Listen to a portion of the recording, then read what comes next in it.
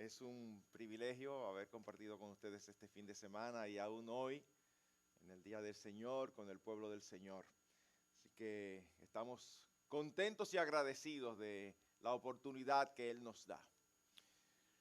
Nos han tocado vivir tiempos convulsos, tiempos complicados. Todos sabemos lo que pasó en el año 2000 con esta pandemia y las proyecciones que habían de dificultades económicas futuras eran muy pesimistas. Luego se añade la guerra en Ucrania, que aunque no es universal como la pandemia, parece algo muy lejano. Sin embargo, es algo que, estando el mundo tan interconectado, afecta a todos. Y esta preocupación de qué sucederá en el futuro, cómo andará la economía, a veces es mayor, a veces es menor. Sin embargo, nosotros los creyentes debemos de afrontar todo lo que tiene que ver con lo económico y lo material de una manera diferente de aquellos que no conocen al Señor. Y como siempre, las Escrituras tienen mucho que decirnos al respecto. Y yo quiero hablarles esta mañana de una porción de apenas 2 versículos que se encuentra en la Epístola a los Hebreos, capítulo 13, versículos 5 y 6. Dice: sea vuestro carácter sin avaricia, contentos con lo que tenéis, porque Él mismo ha dicho: nunca te dejaré ni te desampararé.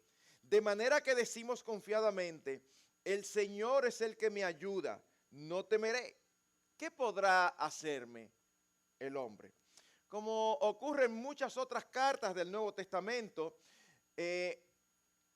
tienen primero una porción doctrinal y luego en la porción final las implicaciones prácticas de esas doctrinas. Lo mismo ocurre en la Epístola a los Hebreos. Hasta el capítulo 11 se nos ha estado dando doctrina, conceptos. A partir del capítulo 12 entonces empieza una sesión que es una inferencia. Siendo esto así, ¿qué tiene esto que ver con nosotros? Porque la Escritura no es solamente para que tengamos más conocimiento, sino para que seamos más santos, para que conozcamos mejor al Señor, para que nos conduzcamos de una manera que sea agradable y digna de Él. Así que aquí en el capítulo 12, en este versículo, nosotros encontramos al menos 3 cosas que son las que vamos a tratar. Vemos allí un pecado que evitar, también una virtud que cultivar y una promesa que creer. Eso es lo que vamos a estar viendo en la mañana. Lo que este versículo encierra: un pecado que evitar, una virtud que cultivar y una promesa que creer. Así que acerquémonos en primer lugar al pecado que evitar, que es la avaricia.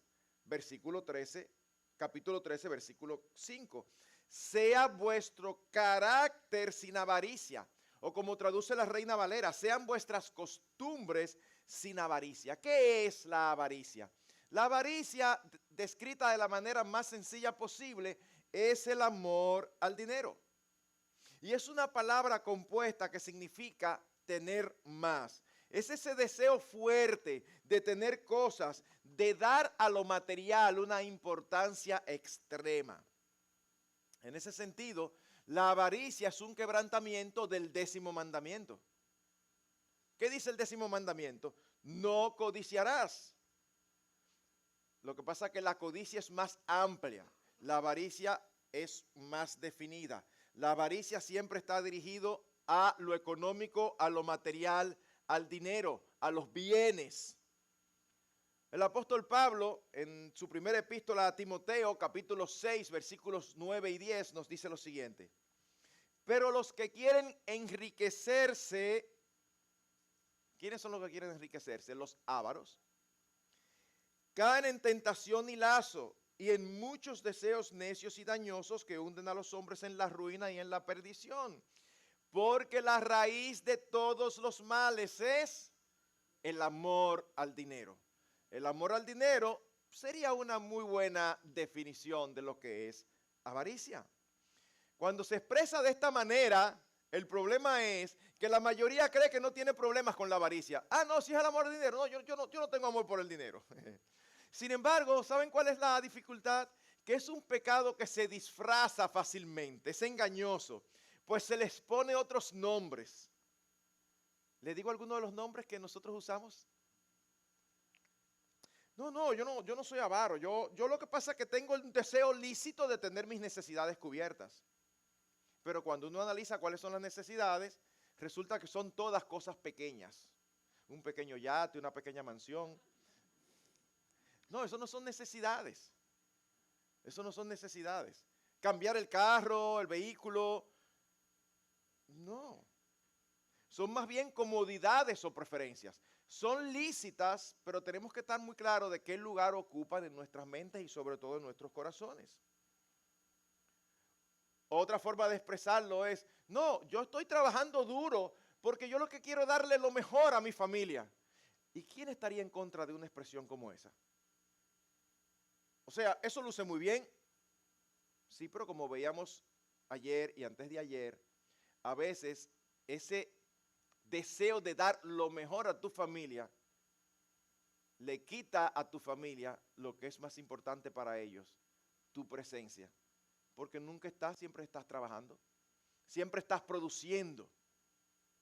Y me encanta recordar que nuestra familia no necesita lo nuestro, sino a nosotros. Es precisamente por eso que el apóstol Pablo en Colosenses capítulo 3, versículo 5, nos dice algo de la avaricia que al principio puede resultarnos no solo chocante, sino hasta inentendible. El apóstol Pablo dice allí que la avaricia es idolatría. ¿Cómo así? ¿Pero cómo que la avaricia es idolatría? Bueno, vamos a explicarlo. ¿Qué es un ídolo? No, un ídolo no es una figura de yeso, de madera, de metal al que nosotros adoramos. No, un ídolo es todo aquello que en nuestros corazones ocupa un lugar que solamente le corresponde a Dios. ¿Cuál es el lugar que le corresponde a Dios? El primero. Y no comparte ese lugar con nadie. Es el único lugar que le corresponde a Dios. Y nosotros podemos decir con nuestras bocas que Dios es lo primero en nuestras vidas, pero a veces nuestro actuar, nuestra vida cotidiana demuestra una cosa totalmente diferente. La avaricia pone el deseo de poseer más por encima del deseo de agradar y de obedecer a Dios. Y es el mismo Señor Jesucristo quien nos dice claramente que no es posible servir a Dios y a las riquezas. No es posible ser avaro y al mismo tiempo agradar a Dios. Eso es imposible. En Lucas 16:13 dice el Señor, ningún siervo puede servir a dos señores, porque o aborrecerá a uno y amará al otro, o se apegará a uno y despreciará al otro. No podéis servir a Dios y a las riquezas. Son antagónicos. O tú vives para hacerte rico, o tú vives para tener posesiones, o tú vives para Dios. No se puede hacer las dos cosas al mismo tiempo. Es un asunto de prioridad en nuestras vidas. ¿A qué realmente le damos más importancia? Ustedes recuerdan que ayer yo bromeaba con un versículo diciendo que no he encontrado o no había encontrado a alguien que lo tuviera como versículo favorito. Bueno, miren otro que es raro que alguien lo tenga como favorito. Proverbios capítulo 15, versículo 16. Mejor es lo poco con el temor del Señor que gran tesoro y turbación con él. ¿Por qué? Porque tener al Señor no se compara con nada. No se compara con nada. Cuando nosotros nos amargamos, nos frustramos, nos desalentamos por no obtener lo que queremos, aunque sea algo lícito, estamos cometiendo el pecado de avaricia, porque lo deseamos desmedidamente. Claro que es natural que si tú estás aspirando a un puesto y van entrevistas y van entrevistas y ya va la última y en la última se cae y después te enteras que contrataron a otro, claro que es natural que uno sienta cierta tristeza. Pero no estamos hablando de eso, porque eso es natural, uno tiene cierta tristeza, bueno Señor, tú eres que sabes. Y ya, volteamos la página y seguimos adelante. Estamos hablando de que eso te destruye, de que andas por ahí amargado, que no quieres hablar con nadie, que eso te cambia, porque eso es, hay casi que darte una terapia. No, eso está diciendo qué lugar tan importante ocupa en tu vida un lugar que no debiera ocupar. Es por eso que la avaricia es como una puerta de entrada a muchos otros pecados.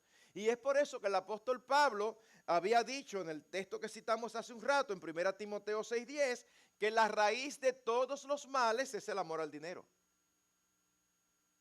El amor al dinero. Hermanos, la avaricia aleja al hombre de Dios. Ustedes recuerdan esa parábola tan conocida, la parábola del sembrador, donde se nos dice que la semilla fue sembrada en 4 terrenos diferentes, pero solamente germinó y permaneció en uno. ¿Cuál fue uno de los terrenos? Oh, miren lo que dice Mateo 13:22. Aquel en quien se sembró la semilla entre espinos, este es el que oye la palabra, mas las preocupaciones del mundo y el engaño de las riquezas ahogan la palabra y se queda sin fruto. ¿Están entendiendo lo que está pasando aquí? Ese es el tipo de personas que son compañeros tuyos en tu trabajo y tú lo invitas y lo invitas a la iglesia, le hablas y ellos vienen un día para salir de ti, para ver si ya tú dejas de invitarlo. Y cuando te dicen, sí, mira, me gustó, todo bien, pero después no hay forma. Y al final te dicen, oye, es que yo no puedo, yo tengo demasiado trabajo. O sea, tú tienes tanto trabajo que te impide escuchar la palabra de Dios. Al final, estás haciendo un negocio como el que hicieron nuestros indios con los españoles. Estás intercambiando oro por espejitos. Porque estás perdiendo lo más importante. Al final, todo queda. Lo único que permanece para siempre es la palabra de Dios, su gloria, su nombre y su reino. Y nosotros nos topamos continuamente con este tipo de personas. Yo recuerdo hace muchos años atrás, cuando yo salía a vender monturas ópticas, tenía una cliente que nos llevábamos muy bien y yo siempre le hablaba del Señor y la invitaba a la iglesia. Ella nunca tenía tiempo porque ese era el día de lavar, ese era el día de limpiar la casa, ese era el día de... No podía, según ella. Un día la estoy visitando y me cuenta de una aflicción que había en su vida. Y ella me dice, yo no sé por qué el Señor hace eso conmigo. No, pero qué bien, o sea, tú no tienes tiempo para el Señor, pero tú quieres que el Señor, o sea, Él es como si fuera el genio de la lámpara maravillosa, que está ahí, no hay que hacer nada con eso, pero cuando hay dificultades, tú buscas la lámpara, lo frota, Él sale, te contesta y luego se va, guárdate otra vez hasta que yo te necesite. Ese no es el Dios nuestro. Nuestro Dios es el Rey soberano. Nuestro Dios es el Rey de los cielos, el Todopoderoso, el alto y sublime, el que toda su creación tiembla ante su presencia. Y es un privilegio poder entrar delante de Él. Y ese privilegio nos lo da Cristo. Pero para conocer a Cristo hay que conocer su palabra. Y para conocer su palabra hay que parar en esa vorágine de activismo para conseguir dinero. Hay que parar para venir y escuchar lo que puede darnos vida eterna y vida en abundancia. Yo recuerdo un amigo de la juventud en la iglesia, él profesaba fe en esa época y juntos compartimos muchas cosas buenas en la vida eclesiástica. Pero había algo que era característico en él. No totalmente malo, pero peligroso. Él era este tipo de personas que era muy cautivado por lo material. ¿En qué se notaba?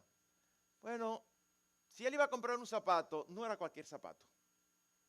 No, era la marca tal. Ustedes saben, con un precio así. Pero no importa, si él tenía que esperar meses ahorrando, porque ese era el que quería. Y como siempre se explica de una manera, no se explica, no, porque ese zapato da prestigio, no se explica así nunca.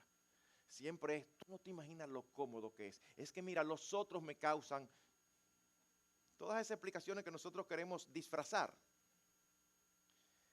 Él estaba a punto de mudarse aquí a los Estados Unidos y me alegra saber que él era consciente de que él tenía ese problema, porque lo recuerdo como ahora leyendo un libro acerca de las posesiones. O sea, él estaba como preparándose. Sin embargo, tristemente llegó aquí y sucumbió. Años después, tuve la oportunidad de visitarlo a su casa, una casa hermosa, un patio grandísimo detrás, un río que pasaba por allá, unos columpios y su vehículo, un Mercedes-Benz. Y yo llegué a visitarlo, su esposa no estaba, estaba de viaje y él me estaba enseñando la casa. Y mientras más alegría sentía él de enseñarme su casa, más se me rompía a mí el corazón. Porque yo pensaba, y por esto es que tú dejaste al Señor. Y por esto es que tú dejaste al Señor, por esto es que tú cambiaste al Señor. Recuerdo cuando me subió a la última planta de la casa, que era como un walk-in closet, enseñándome todo eso. Y después, cuando finalmente nos despedimos, a mí no se me olvida que llegamos, yo le pregunté, ¿cómo es que tengo que ir? No era el tiempo de los GPS, eso era con mapa. Pero él me dijo, tú coges aquí el freeway, y yo recuerdo que nos paramos en un semáforo, él me dijo adiós, sigue derecho, y cuando el semáforo dio verde, él pisó ese carro, es como si fuera una demostración de lo que tenía. Y en lo que el carro mío salía, ya él iba lejísimo por allá. Los que me conocen saben que yo no soy una persona emotiva. No insensible, pero no soy una persona emotiva, y en esa época menos.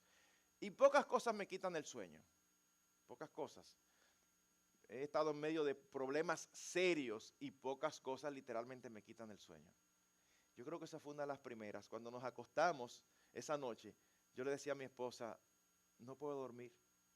Ella me decía, ¿serio? Porque ella sabe que yo pongo la cabeza en la cama y me fui. Y ella me dice, pero ¿y qué te pasa?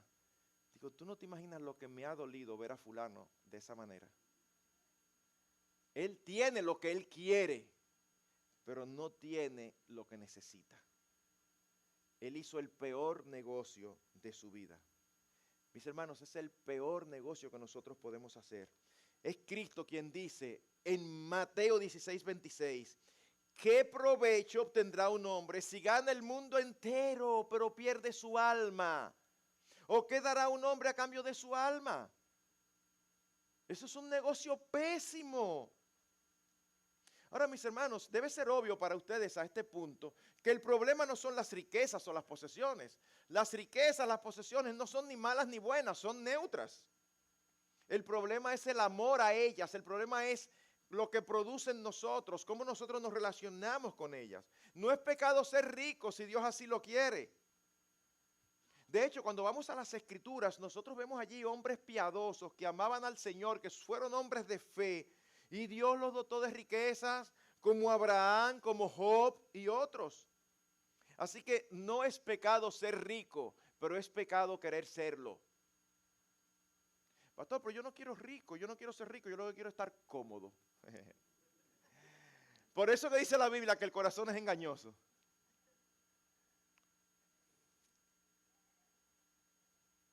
Las riquezas no son pecaminosas, pero sí muy peligrosas. No son pecaminosas, pero sí muy peligrosas porque tienden a amarrar el corazón de los hombres a ellas. Y es por eso que las Escrituras nos hablan de lo difícil que es para un rico entrar al reino de los cielos. Eso no es porque en la cultura judía, no, eso en todas las épocas. Es difícil para un rico entrar al reino de los cielos. Cristo dijo, hablando con el relato del joven rico, dice, al oír el joven estas palabras, se fue triste porque era dueño de muchos bienes. Tenemos un joven que le dice, ¿qué debo hacer, Señor, para ser salvo? Se acerca a Cristo. Y Cristo no le dice, cree en mí, serás salvo. Porque posiblemente este joven hubiera dicho, yo puedo hacer eso. No, Cristo le sigue la corriente y le dice, bueno, tú sabes que tiene que cumplir los mandamientos. Señor, yo los he cumplido todos. Ajá, sí, desde mi juventud. Ok. Bueno, vende todo lo que tienes y dalo a los pobres. ¿Esto es un requisito para ser salvo? No. Pero el Señor no se lo estaba poniendo como requisito. El Señor quería que él mismo se diera cuenta que lo que él había dicho, que lo había cumplido los mandamientos, no era verdad. Y cuando él pensó en eso, ¿y cómo yo voy a vender lo mío para dárselo a otro? Dice que bajó la cabeza y se fue triste. El Señor lo que hizo fue demostrarle que no era verdad que había cumplido los mandamientos, porque ni amó a Dios por encima de todas las cosas, ni amó a su prójimo como a sí mismo.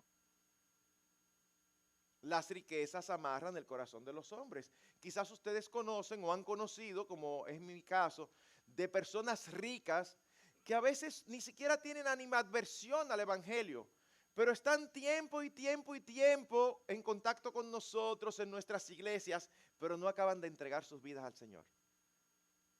Es como si tuvieran un estorbo. Y uno dice, ¿cómo? ¿El estorbo son las riquezas?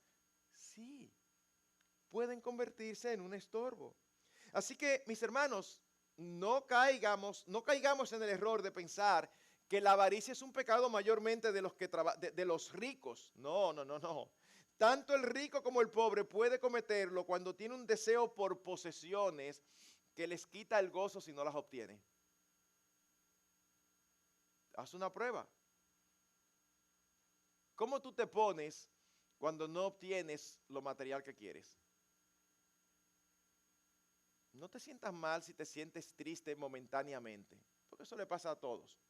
Anda, pero ya. Pero si tú andas por ahí de mal humor, quebrantado, amargado, entonces la avaricia se ha apoderado de ti.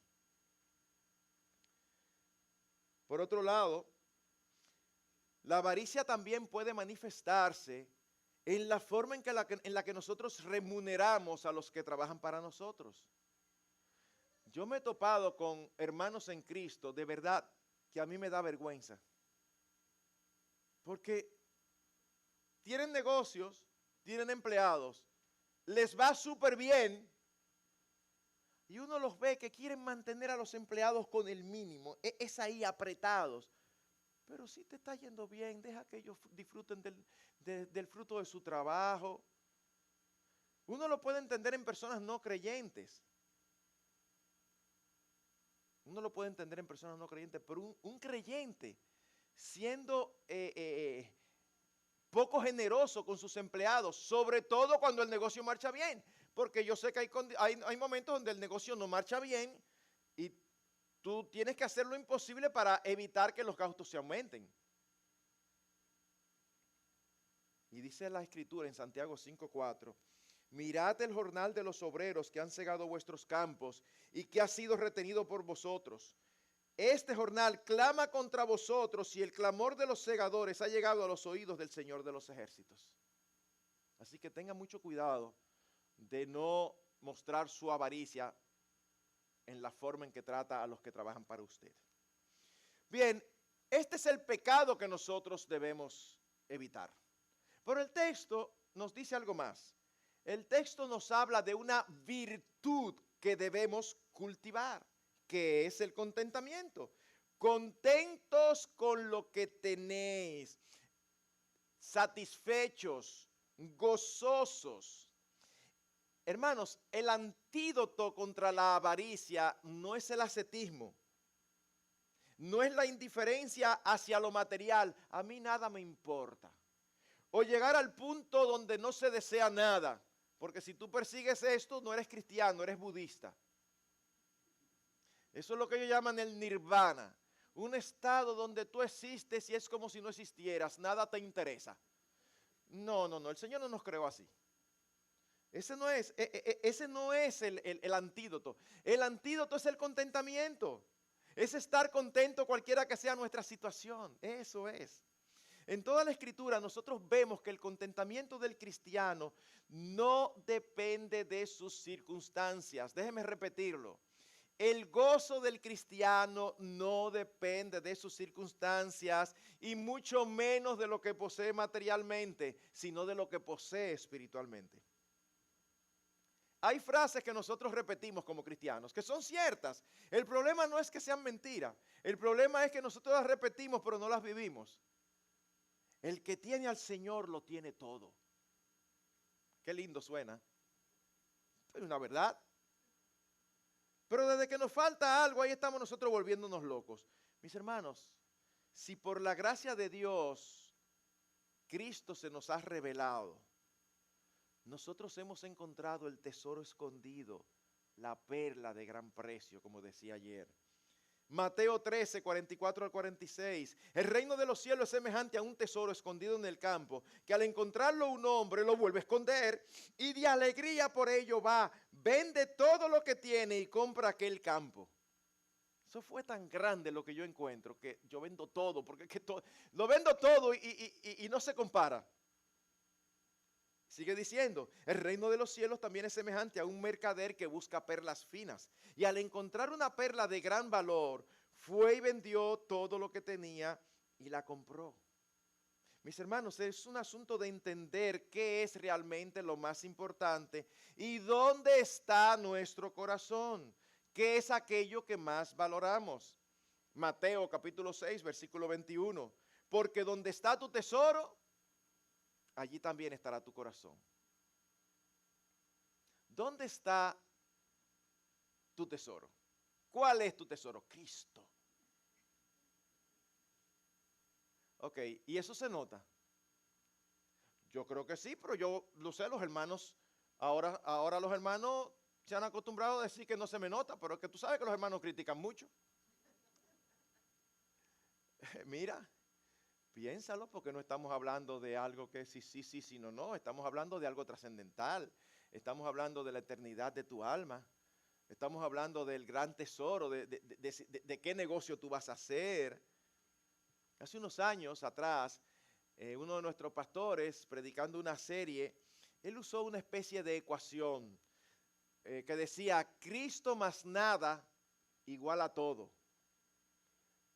Todo menos Cristo igual a nada.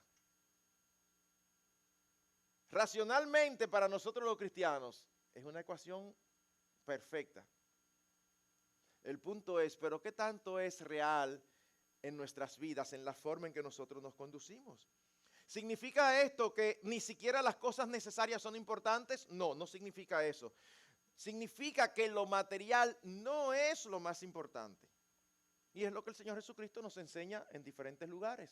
En Mateo 6, que ya lo he citado, por ejemplo, dice que no debemos preocuparnos excesivamente por eso. Y el ejemplo que da precisamente es la provisión de Dios de sustento y abrigo a su creación. Dice, pero Dios alimenta a las aves de los cielos y viste a los lirios del campo. ¿Por qué tú te preocupas por alimento y vestido si Dios alimenta a ellos que valen menos que tú? Eso es lo que el Señor nos enseña. Ahora, tenemos que entender qué es realmente lo necesario. 1 Timoteo 6:8 dice, y si tenemos que comer y con qué cubrirnos, con eso estaremos contentos. O como dice Reina Valera, así que teniendo sustento y abrigo, estemos contentos con esto. ¿Tú tienes comida? ¿Tú tienes con qué vestirte? Bueno, pastor, más o menos, porque ya yo casi no tengo ropa. Y si lo dice una mujer hay que temblar. No tengo ropa y abre el closet. Y tú dices, ¿cómo que tú no tienes? No, porque es que eso ya está viejísimo, ya me lo he puesto mucho. No. Sustento y abrigo. ¿Saben cuál es el énfasis que la Escritura nos está dando? Que Dios proveerá todo lo que necesitamos, no necesariamente todo lo que deseamos. Oigan bien, es una diferencia significativa. Dios nos proveerá todo lo que necesitamos, no necesariamente todo lo que deseamos. ¿Y qué es lo que necesitamos, pastor? Dos palabras sencillas, comida y vestido. ¿Ya? Pastor, pero es muy bueno no tener casa propia. Es bueno, pero no es necesario. ¿Cómo? ¿Y dónde vivo? No, o sea, tú puedes vivir alquilado. Sí, pastor, pero fíjese que todas las explicaciones yo me las sé. En el sentido de sí, el dinero que entonces que se pierde. Ok, pero tú tienes la posibilidad de tener casa propia. Bueno, pastor, mire, me están ofreciendo un trabajo, pero eso es trabajando de noche, de lunes a domingo, los 7 días de la semana. Pero yo creo que por mi casa vale la pena. No es que no valga la pena por tu casa, no vale la pena por el Señor. No vale la pena por tu familia. ¿Cuándo tú vas a compartir con tu familia? ¿Cuándo tú vas a servir al Señor? ¿Cuándo tú vas a desarrollar comunión con Él? Oigan, pastor, sí es verdad, porque mire, yo trato de hacer mi devocional, pero estoy tan cansado que yo empiezo a leer y en el primer versículo me duermo. Lógico, porque tú no eres un ángel encarnado. Tú tienes que descansar. Pastor, pero es que si no hago eso no voy a tener una casa propia. ¿Y quién dijo que es obligado a tener una casa propia? Pastor, pero usted viene a desanimar aquí a los hermanos. No, al contrario. Yo vengo a animarlos a poner su mente y su corazón en aquello que no hay forma de perderlo, en aquello que nadie nos puede quitar y en aquello que es el principal tesoro que jamás hombre alguno ha encontrado. Ese es el punto. Lo que necesitamos es, vuelvo y repito, comida y vestido. Y comida es lo que alimenta nuestros cuerpos, no nuestra preferencia. Pastor, pero esto está dificilísimo, yo de verdad, porque yo entendí perfectamente el mensaje. Pero yo ni comida tengo. ¿Usted sabe lo que es que no pueda comerme un filetico? Bueno, espérate, excúsame. ¿Pero te puedes comer una carne más barata? Sí, pero esas no son tan buenas. Bueno, pero mientras tanto eso es lo que tú tienes, así que cómete eso con el mismo gusto que aquel se come el filete. Ese es el punto. Cuidado con entrar. Nosotros somos geniales. Nosotros vemos en las escrituras al pueblo de Dios haciendo exactamente lo que nosotros hacemos. Y nosotros tomamos un mazo y empezamos a juzgarlos. Pero nosotros estamos en la misma posición. Cuando uno lee del pueblo de Israel, Dios lo saca milagrosamente de Israel, perdón, de Egipto. 10 plagas, abre el mar rojo, mueren los primogénitos, agua de la roca, maná. Y en un momento determinado uno escucha al pueblo amargado porque lo único que tenemos es este maná. ¿Cómo que este maná? El maná te está librando de la maldición edénica. Desde el Edén dice, con el sudor de tu rostro tú vas a comer. Y tú estás comiendo sin sudor de tu rostro, nomás tienes que levantarte en la mañana y recogerlo. Ah, no. Entonces, oigan lo injusto. Nos recordamos de los puerros y los pepinos que comíamos en Egipto. Ah, pero tú no te recordabas de los golpes que te daban, ni te recordabas de la esclavitud. Ustedes han visto, nosotros a veces hacemos eso. Cuando yo era inconverso, mira, yo recuerdo que, tú vas a recordar alguna cosa que tú quieres cuando tú eres inconverso. A ti te salvaron de una condenación eterna, tú vivías sin Dios y sin esperanza, tu vida no tenía sentido, tú te ibas a autodestruir y el Señor te dio todo eso. Entonces tú te recuerdas ahora que cuando tú eres inconverso a ti te iba mejor en tal aspecto. Por favor, ingratitud. Comida es comida, no necesariamente la que tú quieres. Vestido no es la marca tal o cual. Pastor, es que a mí me gusta siempre, yo de chiquito me acostumbré, a mí siempre me gusta la ropa polo. Bueno, pero tú compras una camisa polo y con eso tú comes una semana. ¿Y qué es lo que han hecho los pastores? Un pastor dominicano aquí en contra de la buena ropa. No, no estoy en contra. Si usted se lo puede comprar, cómpreselo. No hay problema. Si puede. Eso significa que ya usted dio para los pobres, que ya usted ofrendó, que usted sustentó a su familia. Sobra, pues cómpratelo, no hay problema y da gracias a Dios. Pero eso no puede ser una meta. Vestido es vestido, que usted se cubra. Mis hermanos, quien dirige los hilos de nuestra existencia es Dios. Y Él da a cada cual lo que Él quiere. Él da pobreza y Él da riqueza. Esto es una enseñanza que los que sustentan el Evangelio de la Prosperidad, no sé qué Biblia tienen, porque esto corre de tapa a tapa de la Biblia. Primera de Samuel, capítulo 2, versículo 7. El Señor empobrece y enriquece, humilla y exalta a quien Él quiere. Es por eso que dice en 1 Timoteo 6:17, a los ricos en este mundo, enséñales que no sean altaneros, ni pongan su esperanza en la incertidumbre de las riquezas, sino en Dios, el cual nos da abundantemente todas las cosas para que las disfrutemos. No, Dios no está en contra de que tú y yo disfrutemos lo material. La idea no es esa. Hay iglesias que tienen la noción de que el pastor bueno y piadoso y que ama a Dios tiene que ganar poco. Bueno, si tú tienes una iglesia que lo que tiene son 20 miembros, no se pretende que el pastor tenga un salario, ¿verdad? Ahora, hay una iglesia donde todo el mundo tiene cierto nivel. ¿Por qué razón tienen que poner al pastor? No, porque él decidió servir al Señor y tú lo vas a castigar por eso. O sea, sí, él decidió servir al Señor y él lo va a hacer como quiera, porque el que ama a Dios no anda detrás de eso. Pero es como esas nociones que tenemos, como que disfrutar de abundancia es pecaminoso. No, si el Señor, dice el texto, Dios la da para que la disfrutemos. Tú tienes, goza, pero acuérdate lo que dice uno de los hombres más sabios que ha habido sobre la faz de la tierra, Salomón en Eclesiastés. Dice, en el día del bien, goza del bien. En el día de la adversidad, considera. Porque a veces hay, pero a veces no hay. ¿Y cómo te vas a poner cuando no haya? Con el mismo ánimo, con el mismo gozo. Pero así mismo como Dios las da, las riquezas las puede quitar. Como sucedió con Job. Y Job, que era un hombre que amaba a Dios, dijo, el Señor dio y el Señor quitó. Bendito sea el nombre del Señor. Así a mí me encanta eso. Yo no amo al Señor, yo no sirvo al Señor por lo que Él me da, le sirvo a Él por quien Él es. Un caso digno de imitar es el apóstol Pablo. Él testifica que él había estado en ambas condiciones. Dice él en Filipenses 4, 11, 12, no que hable porque tenga escasez, pues he aprendido a contentarme cualquiera que sea mi situación. Sé vivir en pobreza y sé vivir en prosperidad.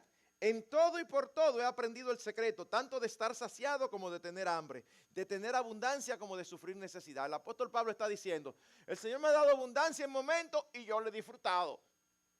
No hay problema con eso. Pero cuando el Señor me ha dado escasez, yo también he estado contento. Porque tanto lo uno como lo otro viene de Él. Ese es el punto.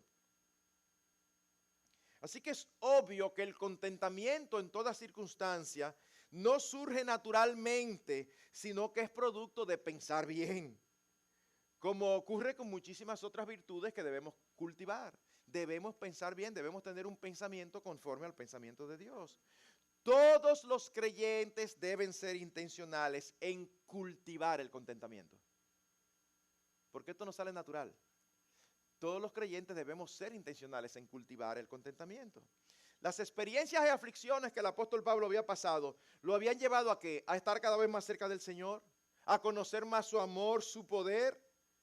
Y es por esto que en Filipenses 4:13 dice esa frase que tantos creyentes saben y se olvidan del contexto en el que está. Todo lo puedo en Cristo que me fortalece. ¿Usted sabía que eso está en un contexto de recursos económicos? No es que no sea verdad para otras áreas, pero el texto está en un contexto de recursos económicos. Luego, más adelante, en 4:19 dice, y mi Dios proveerá todas vuestras necesidades conforme a sus riquezas en Cristo Jesús. Hermanos, esta es una expresión gloriosa. Nuestro Dios va a proveer nuestras necesidades. Y no dice de sus riquezas, porque si Él nos da, hablando en términos materiales, $10, Él nos está dando de sus riquezas. Pero si nos da conforme a sus riquezas, es diferente. Y el Señor está dispuesto a tener cuidado de los suyos. Es interesante como Pablo dice, he estado en situación de tener hambre y de sufrir necesidad. Oh, y entonces, ¿no era el apóstol Pablo que había dicho que teniendo sustento y abrigo estemos contentos? O sea que el apóstol Pablo hubo momentos donde ni sustento y abrigo tenía. Sí. Ah, pues entonces él tenía razón de no estar contento. No. Porque el énfasis es que nuestro estado de ánimo, nuestro gozo no depende de lo material por importante que esto sea. Hay otras cosas que son más importantes, como la piedad, por ejemplo. La piedad es gran ganancia cuando va acompañada de contentamiento, porque nada hemos traído al mundo y nada podemos sacar, dice el apóstol Pablo en 1 Timoteo 6, 6 y 7. Así que mis hermanos, mucho cuidado con no ser sensibles a la providencia de Dios en nuestras vidas y meternos en problemas de deudas por mantener un estatus particular o ritmo de vida. Eso ocurre mucho, por lo menos en nuestro país, con las personas de ciertos recursos económicos. Son personas que muchas veces segunda o tercera generación de personas adineradas, el negocio se les cae, quizás no fueron criados conociendo el valor del dinero y en un momento determinado están en quiebra, pero ellos siguen viajando en primera clase, ellos siguen con el mismo estilo de vida, es como, pero un momentico, baja, porque si no va a llegar un momento donde la rueda se va a trancar. Y nosotros hemos oído casos de personas así que se han suicidado, porque llega un momento que no saben qué hacer. ¿Por qué? Porque ocurrió lo que todo el mundo veía menos ellos. No puedes seguir el mismo estilo de vida si ya tus ingresos variaron. No debes amargarte cuando eso suceda. Dios da y Dios quita. En abundancia nos gozamos. En escasez también nos gozamos. Y siempre debemos arroparnos hasta donde nos dan las sábanas. Hay sábanas muy largas que tú te puedes arropar y dar vueltas allá adentro. Hay otras muy chiquitas. Y si tú tienes mi tamaño, tienes que dormir engurruñado. Pero hay que arroparse hasta donde la sábana da. En otras palabras, lo que hemos estado diciendo hasta aquí es que el contentamiento está íntimamente ligado a nuestros valores, no a nuestras posesiones. Se lo repito, el contentamiento, nuestro gozo está íntimamente ligado a nuestros valores, no a nuestras posesiones, a lo que nosotros valoramos. Pero al mismo tiempo, el contentamiento está íntimamente ligado a la gratitud. ¿Por qué? Porque no solo valoramos a Dios por lo que Él es, sino que también conocemos quiénes somos nosotros y lo que merecemos. Es que tú y yo, si nosotros somos conscientes, tú y yo no merecemos nada, nosotros solamente merecemos una cosa y no queremos que nos las den, el infierno. No, porque yo me merezco. Ajá, dime a ver, ¿qué es lo que tú te mereces? Si tú vas a decir algo que no sea el infierno, tú no sabes lo que tú estás hablando. Pastor, pero usted no me conoce. No, pero conozco la palabra de Dios. Y la palabra de Dios dice que todo lo que tú y yo merecemos es el infierno. Por las misericordias del Señor no hemos sido consumidos. Tú abriste los ojos hoy, seas creyente o no, aún tú no eres creyente. Tú abriste los ojos hoy, tienes un día más de vida. Dale gracias a Dios que estás vivo por su misericordia, no porque tú mereces estar vivo ni yo tampoco. Porque si Dios solamente actuara con justicia sobre nosotros, hace tiempo que hubiéramos desaparecido de sobre la faz del planeta. Parte de nuestro problema es que damos por sentado los dones y misericordias de Dios como si fuera normal, como si nosotros las mereciéramos. Y cuando nos son quitados o los perdemos, nos amargamos y nos sentimos incómodos. Claro, no decimos estoy enojado con Dios, pero estamos inconformes con la vida. Ajá, ¿y qué es la vida? Como que la vida es algo neutro. La vida está dirigida por Dios.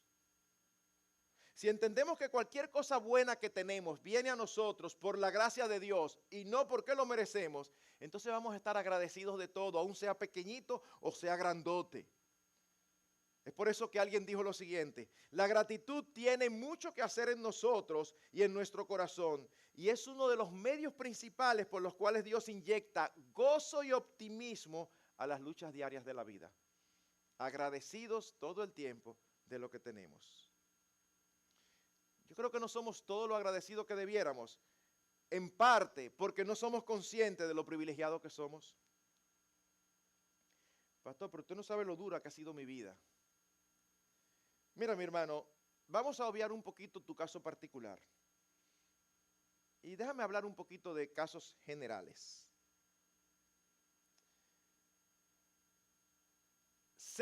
Esto es un dato del 2018, del Banco Mundial. Cerca del 46% de la población del planeta vive con menos de $5.50 al día.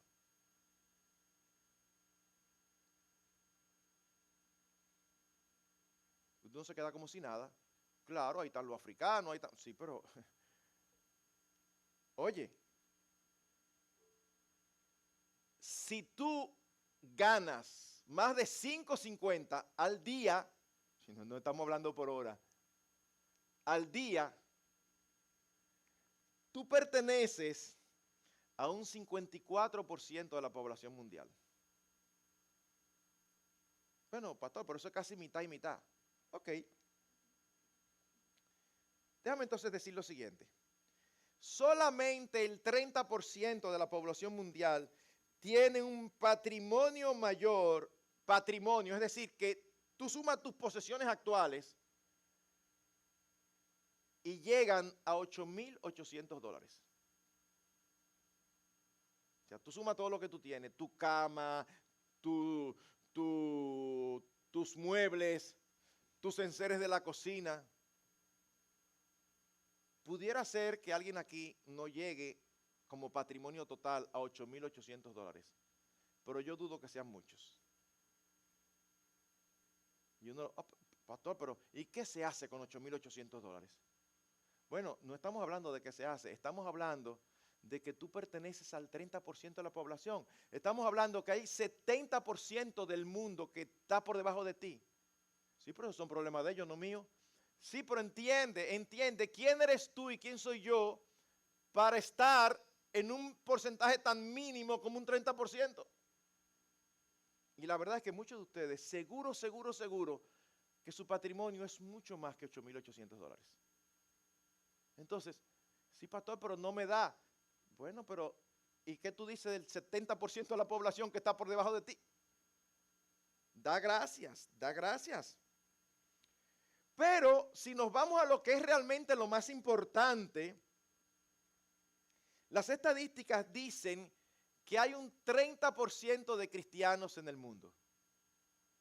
Pero evidentemente cuando dicen esas estadísticas, ahí están metidos muchísimos que dicen ser cristianos que no lo son. Así que vamos a ser conservadores. Y baja ese 30% a un 15%. ¿Quién eres tú y quién soy yo para que el Señor haya abierto nuestros ojos y nos haya mostrado su belleza, su hermosura, su valor? Dime, ¿quién eres tú y quién soy yo? Nadie. Si tú estás en un grupo de 100 personas, y escogen 15, tú tienes un sentido de privilegio.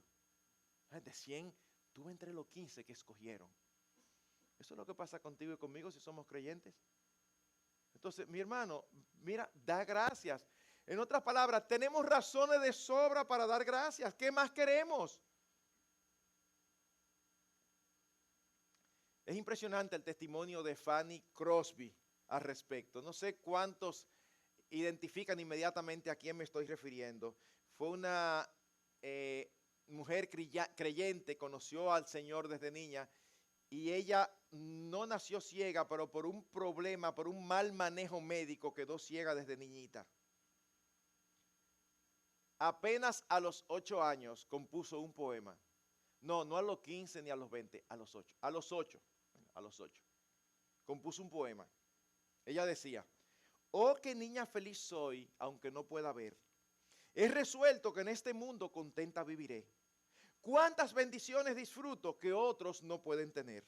Así que llorar o lamentar por ser ciega no puedo y nunca lo haré. Wow. Esa niña ciega compuso más de 1,000 himnos a lo largo de toda su vida. Y cuando tú cantes a Dios sea la gloria,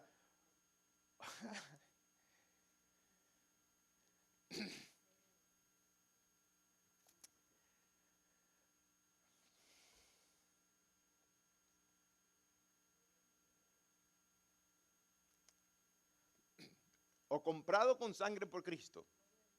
Acuérdate quién compuso eso. Una ciega casi de nacimiento. Y tú y yo aquí, molestos, descontentos, porque no tenemos lo que nosotros queremos. Wow. Así que el contentamiento no solamente está ligado íntimamente a nuestros valores y a nuestras posesiones, sino que está también íntimamente ligado a la fe en Dios y en sus promesas. Y eso nos conduce a nuestro tercero y último punto. Y es una promesa que creer. Dice, no te dejaré, ni te desampararé. Wow. ¿Y cómo empieza diciéndolo? Porque Él mismo ha dicho, miren mis hermanos, cuando tú tienes una promesa de alguien, es muy importante quién es que te promete. Primero, porque hay gente que prometen y son sumamente irresponsables. Tú dices, cuando lo vea lo creo. Segundo, porque hay otros que prometemos con muy buenas intenciones, pero no tenemos la capacidad de evitar algún imprevisto que nos impide la promesa. Con el Señor no ocurre ni lo uno ni lo otro. Si Él prometió, Él va a hacer. Y es Él quien promete, el Todopoderoso, el fiel y verdadero. Pero lo segundo es la promesa, que dice, nunca te dejaré ni te desampararé. ¿Y qué pasaje está citando Pablo? Porque dice que la Escritura dice, nunca te dejaré, te desampararé. ¿Saben qué? La verdad es que es difícil determinar cuál pasaje está citando, porque a lo largo de todo el Antiguo Testamento, este concepto fue dicho a diferentes personajes. Se le dijo a Jacob cuando huía de Saúl, se le dijo al pueblo por boca de Moisés, se le dijo a el mismo Josué, se le fue dicho por boca de Moisés. Luego Dios se lo dijo directamente a Josué y se lo dijo David a Salomón.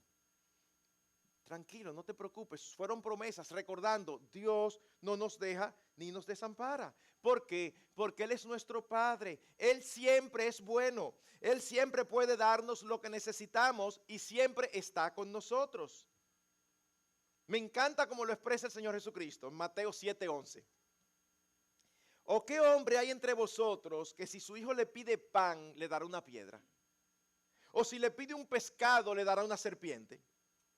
Pues si vosotros, siendo malos, sabéis dar buenas dádivas a vuestros hijos, ¿cuánto más vuestro Padre que está en los cielos dará cosa buena a los que le piden? Dice, ustedes son pecadores y malos, y ustedes a sus hijos tratan de darle lo mejor. ¿Por qué vamos a pensar que Dios, que es un Padre bueno y perfecto, no lo va a hacer? Con la diferencia de que a veces nosotros damos a nuestros hijos lo que creemos que es lo mejor y con el paso de los años nos damos cuenta que no fue bueno. O a veces queremos dar a nuestros hijos lo que creemos lo mejor y por más que nos esforzamos no podemos. Al Señor no le pasa eso porque Él todo lo sabe y Él todo lo puede y todo le pertenece. Así que el que promete es totalmente digno de confianza. Sí, pueden venir a nuestras vidas momentos en que nos falte lo elemental, pero Dios sigue dirigiendo los eventos en nuestras vidas. Él sigue sosteniendo nuestras manos y estando con nosotros todo el tiempo. Ahora bien, estas promesas no significan nada para el que no cree. El que no cree, estas promesas no son para él. Pero para nosotros los creyentes son la base de nuestro gozo. Es por eso que decimos que el contentamiento está íntimamente ligado a la fe. Y es por eso que el autor de Hebreos sigue escribiendo, diciendo, de manera que decimos confiadamente, el Señor es el que me ayuda, no temeré. ¿Qué podrá hacerme el hombre? Y esta es una cita del Salmo 118. Si el Señor es el que me ayuda, yo no necesito nada más y no tengo razones para temer. ¿Ustedes han visto esos niños cuando están solos que se asustan, pero desde que sus padres aparecen, están tranquilos? Hace apenas un ratico vi a un niño que en un momento determinado se paró a llorar y no sé si fue la mamá o un familiar, dijo, ay, no te preocupes, yo estoy aquí, yo estoy aquí. Y entonces ya siente la mano de la mamá y se calma. Nuestro Padre siempre está con nosotros.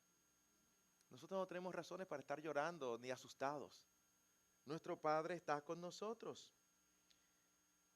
Isaías 41, 17, 18 dice, los afligidos y los necesitados buscan agua, pero no la hay. Su lengua está reseca de sed. Yo, el Señor, les responderé. Yo, el Dios de Israel, no los abandonaré.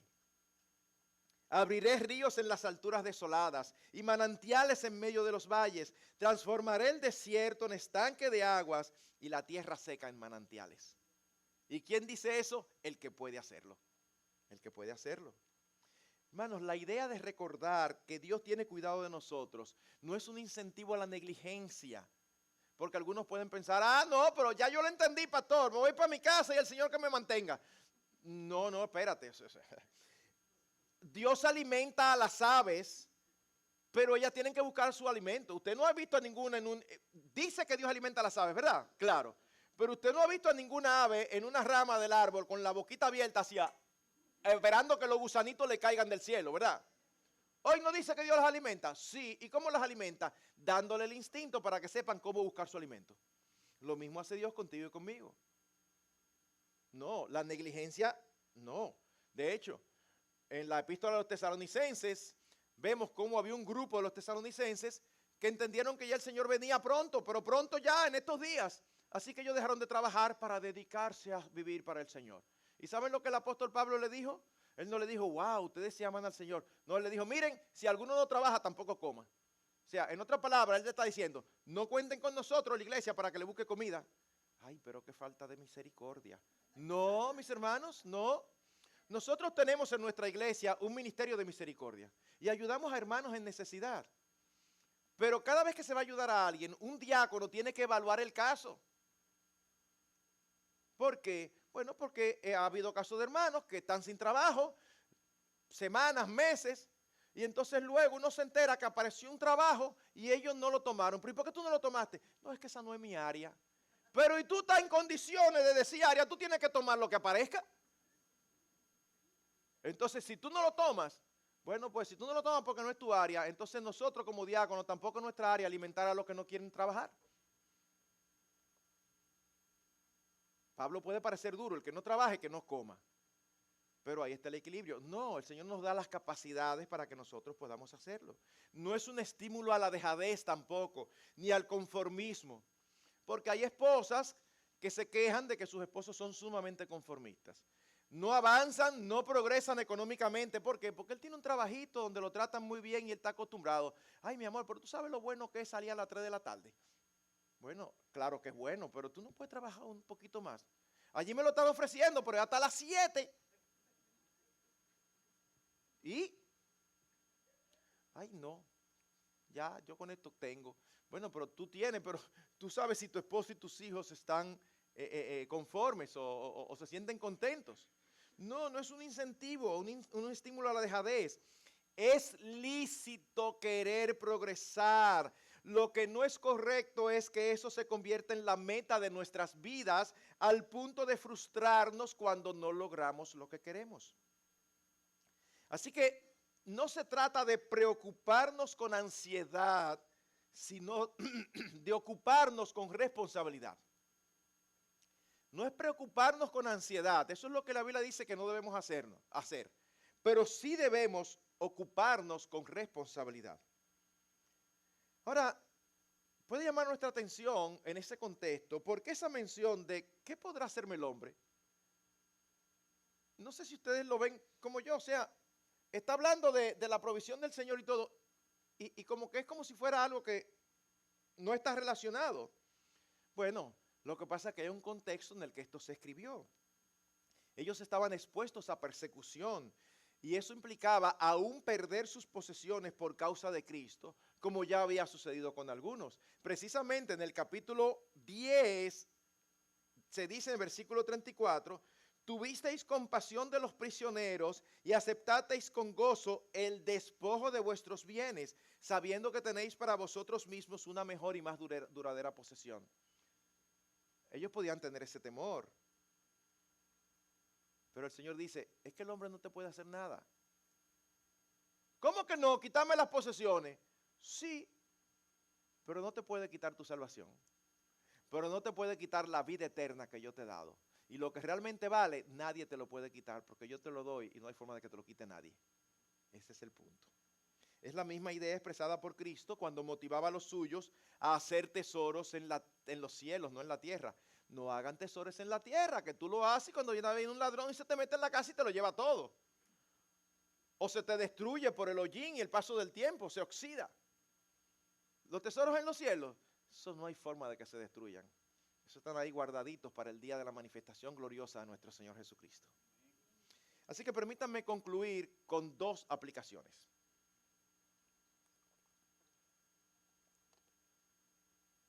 Número 1. Todos los creyentes, sin excepción, tenemos más de lo que merecemos. Por eso, todos los creyentes, sin excepción, tenemos razones de sobra para estar contentos. Sin embargo, por el pecado que aún mora en nosotros, todos debemos cuidarnos en mayor o menor grado de pecar contra Dios, dando mayor importancia a los dones que al dador. Así como decimos que Dios es especialista en convertir grandes males en grandes bienes, tú y yo somos especialistas en convertir grandes bienes en grandes males. Nosotros somos al revés.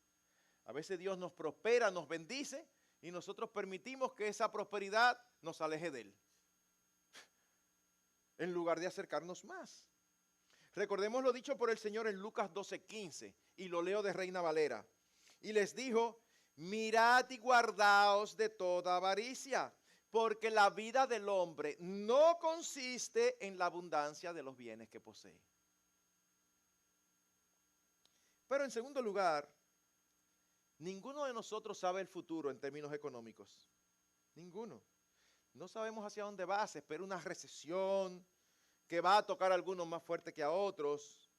Pero si nosotros entendemos la voluntad expresada por Dios en este pasaje, vamos a estar contentos como quiera. ¿Y saben qué debemos hacer? Alentarnos los unos a los otros con estas palabras, sobre todo a los hermanos más afectados y a los más pobres entre nosotros. Debemos alentarnos. Debemos acordarles a ellos que Dios no los abandona, que Dios tiene cuidado de ellos y que les proveerá lo necesario. ¿Y saben qué? Posiblemente la vía de Dios proveerles seamos tú y yo. Porque no podemos hacer como dice el Nuevo Testamento.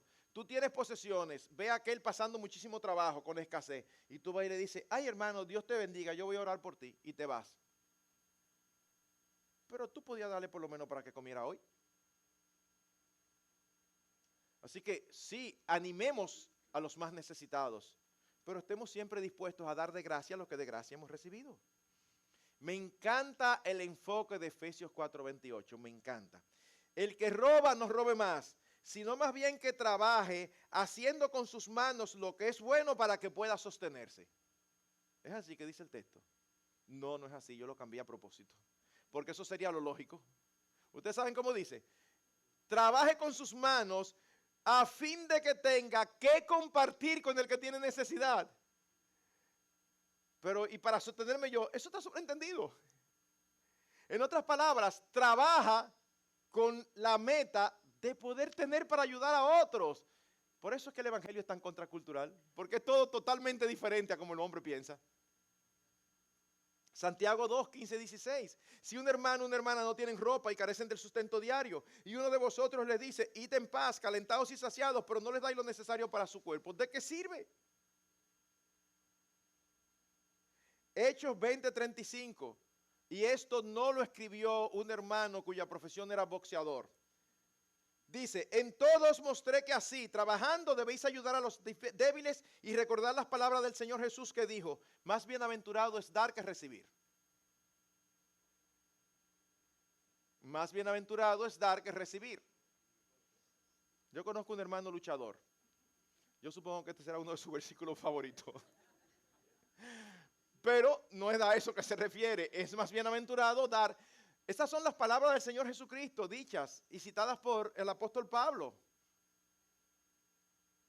Hermanos, tenemos razones de sobra para vivir contentos y para vivir concentrados en amar al Señor, en servirle, en buscar su gloria y el avance de su reino, mucho más que el avance de nuestro propio reino. Yo quisiera terminar con el ejemplo de un siervo de Dios del pasado. Quizás muchos de ustedes han oído hablar de George Mueller.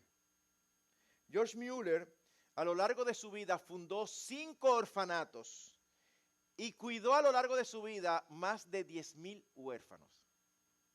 Hermanos, eso es un número significativo. Pero ¿saben qué él se propuso? Cuando él inició, él se propuso que nunca iba a pedirle dinero a nadie. ¿Serio? Sí. Déjenme leer un poquito de su biografía. Casi al final de su vida, alguien le preguntó a George si Dios siempre ha sido fiel a sus promesas. Y él respondió: siempre, nunca me ha fallado. Durante casi 70 años, cada necesidad en conexión con esta obra ha sido llenada. Cientos de veces hemos iniciado el día con un grupo grandísimo de huérfanos, sin un centavo. Pero nuestro Padre Celestial ha enviado el sustento en el preciso momento cuando se necesitaba. Nunca sucedió que nos faltara una comida saludable. Durante todos estos años he recibido el poder de confiar solo en el Dios viviente. Y en respuesta a la oración me han enviado hasta $7.500.000. Señores, $7.500.000, no de ahora, del siglo pasado. O sea, eso era un dineral. Hemos necesitado hasta $200.000 por año y todo ha llegado cuando se necesitaba. Y nadie, absolutamente nadie puede decir que yo jamás le haya pedido un centavo. Ni sugerido. Un hermano rico. Bueno, aquí hay necesidades. Bueno, yo no estoy pidiendo, pero tú has visto de esa forma que uno a veces suelta cosas para que el otro... No, ni así. Ni así. El secreto de George Mueller era su felicidad en Dios a través de la palabra y la oración. ¿Y de dónde te saca eso? Lo dice él. Oigan lo que él dice. El primer y gran y principal deber al que yo debía asistir todos los días era tener mi alma feliz en el Señor. Eso es él que está diciendo eso. Porque yo podría tratar de establecer la verdad ante el inconverso. O podría tratar de beneficiar a los creyentes. O podría tratar de aliviar a los angustiados. Y sin embargo, no siendo feliz en el Señor y no siendo nutrido y fortalecido en mi hombre interior día tras día, todo esto podría no ser atendido en un espíritu correcto. En otras palabras, lo que él está diciendo es que su actitud de confianza era la expresión de un corazón satisfecho en el Señor. Eso es lo que tú y yo necesitamos. Encontrar nuestra satisfacción en Cristo y no en nada material. A ustedes les ha tocado vivir, no solamente en una época, sino en un país donde se deifica lo material, la comodidad, la riqueza, las posesiones. Recuérdense que ustedes no son ciudadanos de aquí, porque nuestro reino está en los cielos, y es de allí que nosotros esperamos a nuestro Rey, a nuestro glorioso Señor Jesucristo. Que el Señor nos bendiga.